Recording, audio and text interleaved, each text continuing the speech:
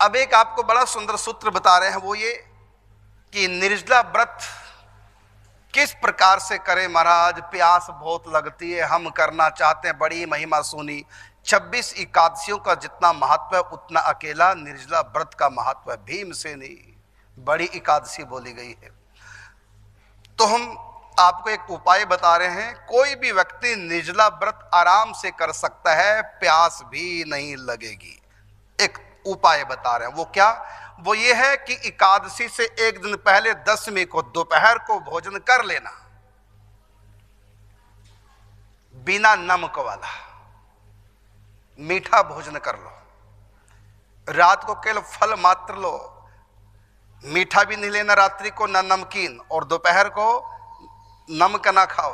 रात्रि को कुछ करो ही मत, ऐसे सो जाओ पानी पी करके। तो अगले दिन एकादशी को पूरे दिन प्यास नहीं लगेगी। फिर सुनेंगे निर्जला व्रत कोई करना चाहे, प्यास तंग करती है, उसके लिए बड़ा सुंदर उपाय। दशमी के दिन दोपहर को भोजन में नमक ना लें, मीठा भोजन करें, और रात को अन्न ले ही नहीं। लेना चाहे तो केवल फल ले सकते हैं, और सोने से पहले पानी पी के सो जाओ।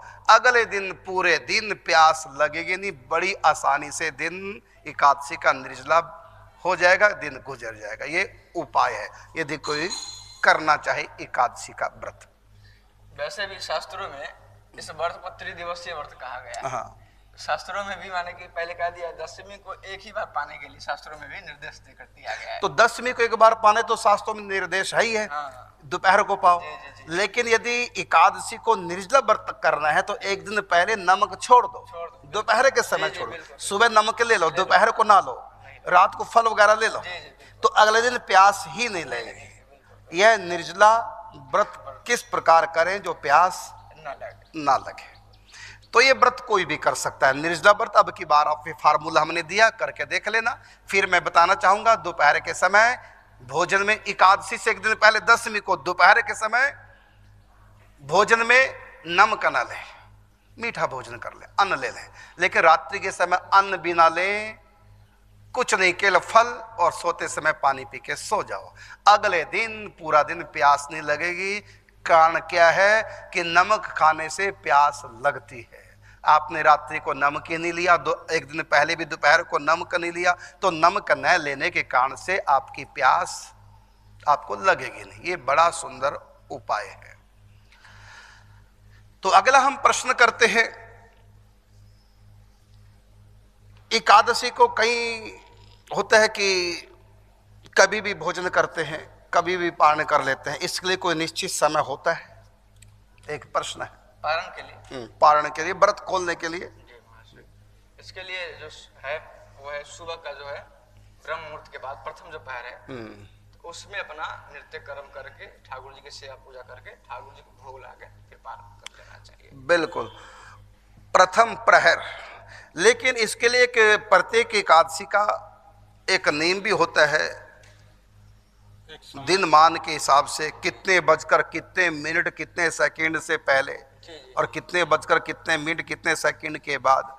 तो इसके लिए तो आप ये बताएं, कई बार दो दो एकादशियां पड़ जाती है, इसका कारण क्या है? इसका कारण आश्चर्य ये है कि ये सब ज्योतिष में होता है। तो कोई तो तिथि है ना, वो दूसरे में स्पर्श हो जाता है, छू जाता है। तो उसमें जो है कभी कभी जो है दशमी जो है उसमें मन एकादशी में प्रवेश हो जाता है। तो इस चक्कर में अब ये शास्त्रों में इसका नियम है, दशमी जो स्पर्श है एकादशी, उसको त्याग करना है। तो उसको हम लोग वैष्णव लोग त्याग करते हैं, और जो द्वादशी में जो एकादशी प्रवेश करती है उसको हम लोग ग्रहण करते हैं। अच्छा, एक बात हो रहा है कि जैसे समार्त एकादशी है, एक होते वैष्णव एकादशी, तो पहले यदि दो एकादशियां पड़ जाएं तो पहली एकादशी समार्त एकादशी है, दूसरी एकादशी वैष्णव एकादशी है। लेकिन कई बार ऐसे होता है कि वैष्णव एकादशी भी दो होती है, वैष्णव एकादशी भी दो होती जी। आज निम्बार की है, कल गोढ़ी है जी, या आज गोढ़ी है तो निम्बार की कल है। ये निम्बार की का चक्कर क्या है? ये निम्बार की बाद में क्यों होती है? इसका भी एक कारण है, वही सूक्ष्म कारण है। ये मैंने ही आपसे प्रश्न किया था एक बार, क्योंकि वैष्णव जब एक ही धारण करते हैं तो दो क्यों? तो इसका भी है महाराज श्री है ना, जैसे सब देश का जो अक्षांश होता है उसके अनुसार तिथि जो है घंटा, एक घंटा, आधा घंटा अंतर पड़ जाता है। तो क्या होता है जैसे पूर्वी भारत में जी पूर्वी भारत में पहले एकादशी आ जाती पहले है एकादशी आ जाती है, और यहाँ और पश्चिमी भारत में इधर जी तो उसमें यहाँ अक्षांश अंतर पड़ जाता है। हाँ। तो निम्बार्की तो अपने ब्रज से लेकर चलते हैं, और जो अपना है वो गौरी माने मुख्य उनका नवद्वीप धाम है ना, हाँ। तो वहां से उसको लेकर चलते हैं वो। अच्छा, यही कारण कोई और भी कारण है? मैंने अब यही श्रवण किया है इतना। एक सिंपल सी बात कितनी बार बताया, जी। कपाल भेद। हाँ, कपाल भेद भी है। कुछ लोग जब मानते हैं ब्रह्म मुहूर्त में एकादशी, जी जी जी जी जी और हम मानते हैं 12 बजे 12 रात्रि। बजे जी जी जी हम कपाल भेद मानते कपाल कहते हैं आधी रात को। हैं। जी जी जी कपाल का अर्थ होता है रात्रि के 12 बजे को कपाल कहते हैं। जी जी कपालिक भी होते हैं जो रात्रि के 12 बजे, शंकर जी का एक नाम कपाल भी है, जी, कपालिक जी, जी, है ना। तो रात्रि के 12 बजे को कपाल कहते हैं। तो कपाल भेद का अर्थ है यदि दशमी रात्रि के 12 बजे के बाद भी थोड़ी देर के लिए भी चली गई तो अगले दिन 10 एकादशी में दशमी का स्पर्श माना जाता है। तो कपाल भेद का अर्थ है रात्रि 12 बजे के बाद यदि एकादशी माने दशमी तिथि चली गई तो एकादशी में दशमी का मिश्रण होने से एकादशी निषेध मानी गई है निम्बार्क संप्रदाय में। इसको बोलते हैं कपाल भेद। लेकिन गौड़ीय वैष्णव, कई वैष्णव है वो क्या करते हैं, वो कपाल भेद ना मान करके ब्रह्म मुहूर्त में मानते हैं। उदय तिथि मानते हैं। हाँ, कि सूर्य जय कौन सी तिथि में उदय, वो उदय तिथि मानते हैं। उनका जय प्रातः है, एकादशी होती है, हाँ, माने दशमी ब्रह्म मुहूर्त तक भी है तब भी वो उस दिन रख लेते हैं। तो वहां कपाल भेद नहीं। तो हमारे शास्त्रों में दोनों ही गणना है, कपाल भेद की भी है और उदय तिथि भी है। निम्बार की जो है वो मानते हैं कपाल भेद, अर्थात रात्रि 12 बजे के बाद यदि एकादशी तिथि चली गई। आज किसको बोलते हैं, आज कब से प्रारंभ होता है आप बताएंगे? आज कब से प्रारंभ होता है? सुबह से आज प्रारंभ हुआ रात्रि 12 बजे से। हमारे शास्त्र में अभी आपने बता दिया, शास्त्रों में दोनों विधान है। शास्त्रों में लोक मान्यता के अनुसार, लेकिन ऐसे प्रचलित तो यही है कि 12 बजे के बाद, 12 बजे के बाद जन्मपत्री भी बनती है। यदि 12:02 पे 1 मिनट पे किसी का जन्म हुआ है तो मान ले आज 1 तारीख है, जी जी जी रात 12 बजे 1 तारीख रही और 12:01 पे भी यदि किसी बालक का जन्म हुआ तो जन्मपत्री में 2 तारीख लिखी जाएगी। सरकारी विधान के अनुसार भी जन्म मृत्यु डेट 12 बजे के बाद बदलती है, और दिन भी सोमवार मंगलवार आदि का बदलते हैं 12 बजे के बाद बदलते हैं। कई लोग कहते हैं कि ये तो पाश्चात्य संस्कृति है। नहीं, ये 12 बजे कपालिक साधना हमारे शास्त्र की है। भगवान शिव को बहुत प्रिय ये समय 12 बजे का, भगवान शिव को बहुत प्रिय है, और दिन भी इसी से बदलता है, तारीखें भी इसी से बदलती है। यहाँ तक कि नया साल भी, जी जी जी जी हिंदी का जो नया साल, अंग्रेजी का नहीं कहता हूँ, हिंदी का नया साल कब से शुरू होता है?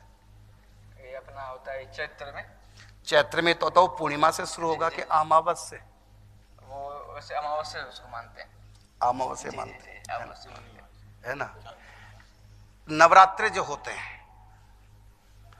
पहले ये श्राद्ध पक्ष होता है 15 दिन का, तो अमावस श्राद्धों की हो गई, तो अमावस के बाद फिर शुक्ल पक्ष नवरात्रे, है ना। जो श्राद्ध समाप्ति है अमावस की होती है ना, पूर्णिमा से अमावस तक ये 16 दिन श्राद्ध के, और अमावस के अगले दिन क्या कौन सा तिथि होती है? प्रतिपदा हो गई, उसमें नवरात्रे प्रारंभ हो गए, है ना। तो ये नया सम्मत मानते हैं, अमावस के बाद, अमावस के बाद, है ना। तो अमावस के बाद मानते हैं। और ये हमारा जो सूर्य चांद्रमास है ये कहीं कहीं अमावस से मानते हैं प्रारंभ, और कहीं कहीं पूर्णिमा अंतिम हो गया अगले दिन नया महीना। और गुजरात आदि में, महाराष्ट्र आदि में तो अमावस से अगले दिन नया महीना शुरू होता है, ऐसा भी है। कई जगह शास्त्रों में लिखा कि ठाकुर जी का जो जन्म है वो सावन में हुआ, जबकि सब कहते हैं भादों में हुआ। जी जी जी उसका कारण क्या है? जी जी वही मान रहे होंगे वो पक्ष जो, हाँ सूर्य उदय तो हुआ नहीं अभी, तो उससे पहले इधर सावन में आ गए वो। हाँ, और यदि कपाल भेद माने तो वो अपना नहीं, उनका जो है भादो लगेगा अमावस के बाद। अच्छा वो हमारा लगता है उत्तरी भारत में पूर्णिमा के बाद। जी जी जी जी समझ गए ना। बिल्कुल बिल्कुल बिल्कुल। तो हमारा पूर्णिमा को महीना पूरा हो गया, तो उनके यहाँ अमावस को महीना पूरा होगा।